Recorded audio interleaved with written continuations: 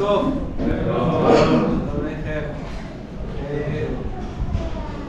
Với là các thiên gia là tụi con khi cần khen lại thì là một em mà đó tôi soi na anh soi thêm tổ viên là chú ví dụ trong cái thằng soi cái lúc kia rồi thế thì cần ra ở đây là chú làm thế rồi còn soi á thì assist chú làm thế rồi còn soi á muốn thắt tập tên của các là thì đối traffic giao ra là thế rồi các là cần bù lỗ em mà cho nên cần làm cái gì giống thế chú mà bỏ được chú còn soi á đến bị bụi tên in sum thổ na trong in này cần lỗ zero về á chú mà bỏ lỗ thu kan soi tập mấy mà chú anh đi apoi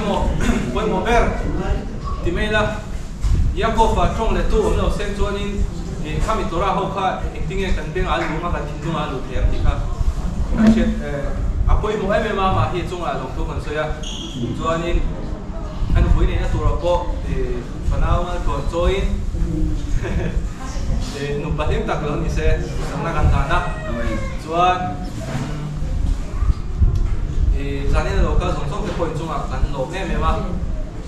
cho nên tối té liberatora tối té lâu soi về ila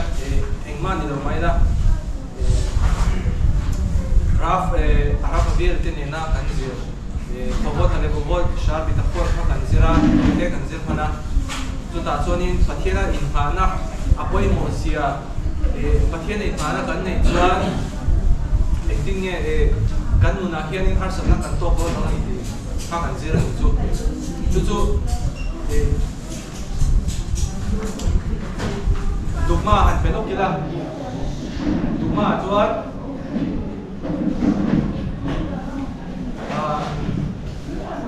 kan nu na hian in har sam na kan to thina ka tubon kan to ko manu rawa mani khanin elai ko englo bekin se zong hi kareng lo thim thu da chuo kareng thang thim thu da ma se ke mani ka chu kan tora zira kan ni ba khan zira kan ni ba khai kan boi ve lo ni chu kan boi lo ma su me boi kan ti chuan heta hemi bekin se kan goal tu amena hel ang chi kan boi ang che boi fut da i engting kareng ta on le ke am chu ti ka ting te ang ngai tua ang boi zo kan ke ni ka chu kan boi lo ko engkim boka thim ma se kan nguna po engkim lo thimin har sana te lo kan chunga lo tama se tunge lo foi tu tur zok chu akados boro khoni chu ama brin na kan ha chuan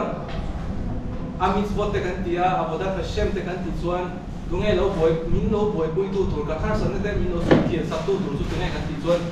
hian lo chu no ni pakhian te lo chuan he ko vela ke tan ke lo wa chu te kan rin na kan ha chuanin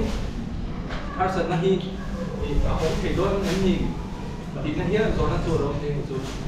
chú bằng cho nên thì chúng ta áp ta cần xử lý chuyện thì nên đôi mông về đôi san số mấy Israel